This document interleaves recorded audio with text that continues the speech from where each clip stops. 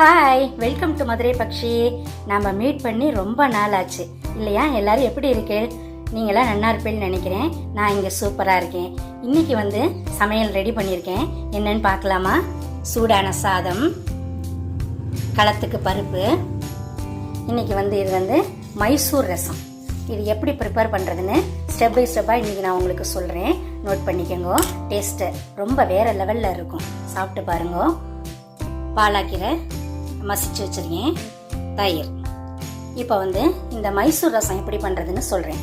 முதல்ல கொட்டைப்பாக்கு அளவு புளி எடுத்து கரைச்சி வச்சுக்கோங்க. அதில் எப்போதும் போல் தக்காளி பழம், பச்சை மிளகா, மஞ்சள் பொடி, மல்லித்தழை இதெல்லாம் போட்டு கசக்கி ஒரு பாத்திரத்தில் ரெடியாக எடுத்து வச்சுக்கோங்க. ஒரு 2 சில்லு தேங்காய் சில்லு, அதுவும் கொஞ்சம் கொத்தமல்லி தழை, அதை விழுதாக அரைச்சி அதை ஒரு பக்கம் வச்சுக்கோங்க.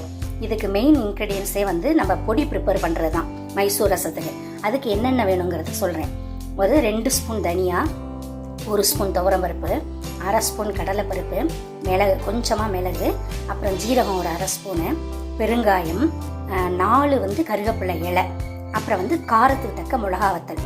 இந்த சாமான்களை நல்லா லைட்டாக எண்ணெய் விட்டு வறுத்து வச்சுக்கணும். வறுத்து ஆறின பிறகு மிக்சியில் பொடி பண்ணி இந்த பொடியை எடுத்து வச்சுக்கோங்க. இதுதான் நமக்கு மெயின். கடாயில் எப்போதுமே நெய், ரசம்னாலே நெய் தான் விடணும். நெய் தாளிக்கிறதுக்கு 2 ஸ்பூன் நெய் விட்டுண்டு கடுகு, ஜீரகம், கருவேப்பிலை தாளித்து கொட்டிண்டு இப்போ நம்ம கரைச்சி வச்சுருக்கோம் இல்லையா, இந்த புளி தக்காளி கரைசல் மஞ்சப்பொடி போட்டு அதை அதில் ஊற்றிடுங்கோ.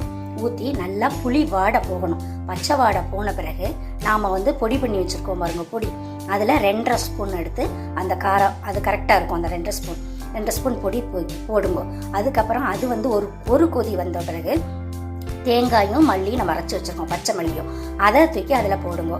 அதுவும் ஒரு கொதி, அதாவது ரொம்ப கொதிக்கணும்னு இல்லை, ஒரு சூடு வந்த பிறகு நம்ம ஏற்கனவே வேக வச்ச துவரம்பருப்பு வச்சுருக்கோம், அதனால் நீர்க்க கரைச்சிக்கோங்க. ஏன்னா அந்த பருப்பெல்லாம் போட்டு நம்ம வறுத்துருக்கிறதால கெட்டியாக குழம்பு மாதிரி ஆகிடக்கூடாது. அதனால நீர்க்க அந்த பருப்பை கரைச்சி அதையும் அதில் ஊற்றிருங்கோ. அதாவது தேங்காய் ஊற்றின பிறகு பருப்பையும் ஊற்றிருங்கோ.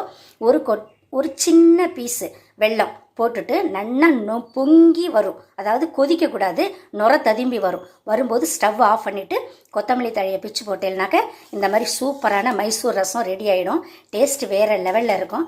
பண்ணி பாருங்க மக்களே. Okay, thank you. இன்றைக்கி சமையல் ரெடி ஆகிடுத்து. நீங்களும் எல்லாம் ரெடி பண்ணியிருப்பேன்னு நினைக்கிறேன். ஓகே.